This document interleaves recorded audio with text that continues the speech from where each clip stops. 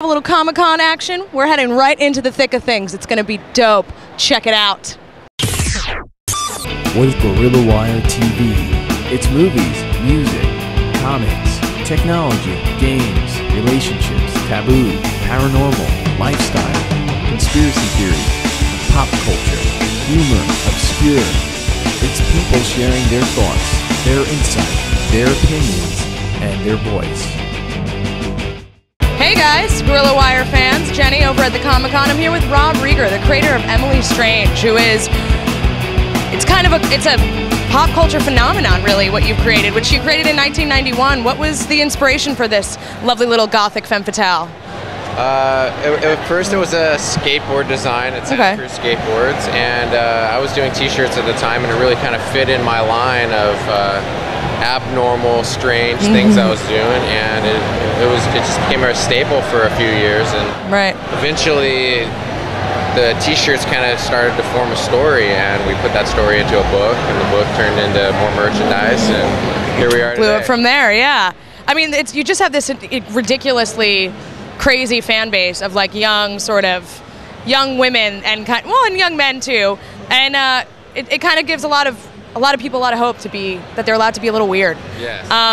Is that kind of something that's been inspirational for you and that you're proud of? Absolutely. The whole idea that you can be comfortable in your own skin, that the things that make you different from someone else are probably things that make you cooler than someone else. Yeah. Like the whole celebration of being yourself is really something that's allowed me to stick with this for 15 years. Otherwise, I probably would have moved on to something else if it wasn't something I really believed in.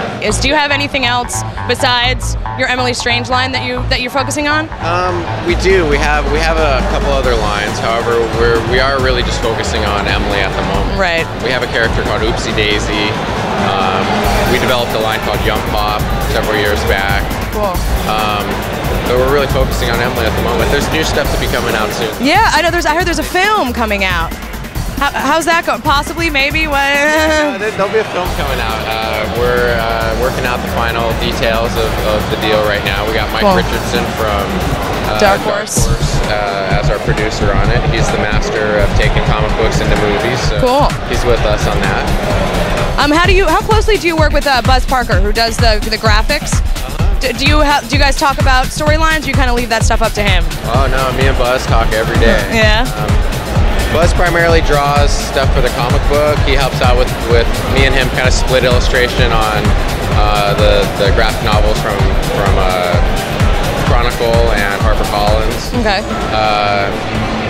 He's more involved on the illustration side of things than and mainly for the books and comics. Right. I have another art department I work with. Nix Turner is my main artist there for the merchandise line. Very cool. Rob, it's a pleasure. I mean, this is one of definitely a pop culture icon, and you did it. Yeah. So thanks so much. It's a pleasure meeting you.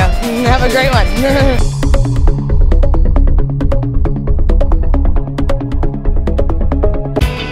Welcome guys, I'm Karim from Gorillawire, and just want to talk to Glenn here. Yep. And can you tell us exactly what you've done with the game and your effects and all that, since you're the overlord?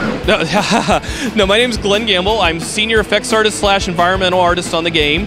And believe me, this is such a collaborative effort between like 80 plus people on just a terminal reality just to get the game moving. But there's a lot there to it. There's a lot of story. Basically, I'll just start from the beginning. The script's written by Harold Ramis and Dan Aykroyd, which is Ray and Egon in the film. Nice. We've got Bill Murray, Ernie Hudson, Andy Potts, Atherton, who plays Peck. You know, everybody's back into the game. General storyline is this is your first day on the job. You play a rookie. You're hired by Egon to be the experimental equipment technician, which sounds good on paper, but then you realize none of the other Ghostbusters are stupid enough to try Egon's experiments on their back. So, and then all hell breaks loose when the new Gozer exhibit comes to town, and hilarity ensues. That's really cool. So, did all the original voice actors from the past work on the game and donate their voice to the game? They all gave. They didn't donate them, but yeah, they all gave us their likeness and voices for the game. As I said, we also have Andy Potts and a few others that we haven't announced yet, which are really cool. But yeah, we've got all the talent has been a big help. Like Dan Aykroyd's approved. He's played the game several times. He's approved all the tech. He's actually offered his own suggestions, which we incorporate into the game. He's been a real big help. So it's an actual sequel to the movie? Yes, it takes place 2 years after the second film. So it's a continuation of the Ghostbusters storyline. Comes out in June. Everybody keeps asking, when's it due out? It's due out for the 25th anniversary of Ghostbusters. So you're going to be able to buy your Blu-ray DVDs and then keep the storyline running right into the game. And we pick up, and it's really cool. The storyline is the mayor of New York is elected on an anti-ghost platform because a non-paranormal New York is a happy New York. And basically what it is, so you get money for every ghost you trap, and you can use that money to give to Egon to upgrade your pack, which is cool. But the bad side is, you know, for everything you damage, you get a little, you know, damage meter going on. And what happens is the city has to hire somebody to play that liaison officer between the city and all the property of the people that you destroy. And of course, they hire Walter Peck to do that. And of course, they hate each other. If you remember him from the first film, he shut down the containment grid. And of course, you know, they hate each other, but they can't put each other out of a job because then the other one's out of a job. So there's a lot of backbiting and backstabbing. So it's pretty good there. Good comedy gold. That's really cool. Who are the characters that you play with in the game?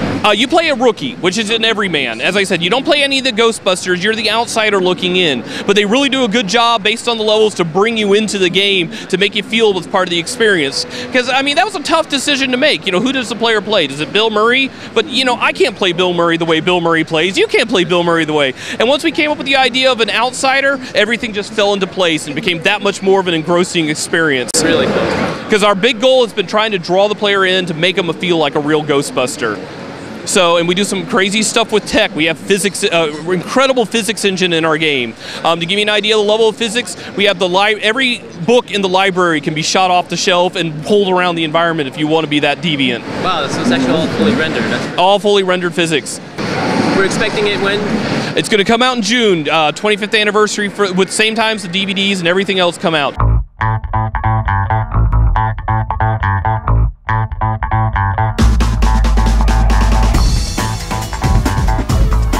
Hi guys, it's Karim with Gorillawire, and I'm here with Justin, creative designer. So what can you tell us about the game?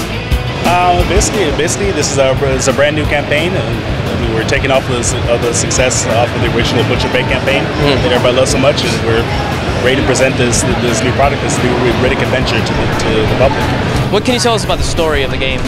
Where does it take place? Well, the story takes place, I mean, just like the first game, it takes place before the Pitch Black movie. But this one takes place immediately following the original Butcher Bay campaign from World War.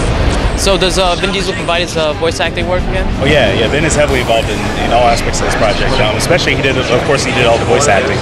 That's really cool. I mean, he's definitely been involved in making sure that we get the character right, the character's emotions and his development, as well as some physical looks as well. The second one coming along, how did you guys top it with graphics and gameplay, since it was very well done? Well, we basically have the exact same development team from Starbreeze, some of the original guys that worked on the Butcher Bay campaign. So they came back and they were excited to basically pick up their baby. So they've revamped the entire Butcher Bay campaign, so that's included on the same disc as a bonus, and then they provided all the graphical input and whatnot for the new campaign as well. So is there any new gameplay elements in the sequel? Well, basically in the sequel, I mean, we're presenting it as an action stealth first-person shooter because, and similar to the originals, I mean, it's not just a run and gun or not just a first-person shooter. We get the heavy action elements, the melee combat and whatnot, as well as the stealth elements. So, I mean, in this one, we've enhanced a lot in terms of the stealth kills and in terms of like the reactions and the melee combat system. So we made it a little bit more complex, more animations, more different ways of slaughtering people, if you will. Will this be a game like you could enjoy with your friends online? Any online capabilities? Oh no, definitely, yeah. For the first time, we have a full-fledged out multiplayer section on this title. Sweet. And then, of course, the multiplayer covers both the Butcher Bay as well as the Dark Athena campaigns. Well, it was nice meeting you, Justin. Same here. It's awesome. Other words, Mr. Riddick? All I can say is you should pick up a copy in early April when it releases. If you can't keep up, don't step up. You've heard it from the man, a man of few words. Go get the game.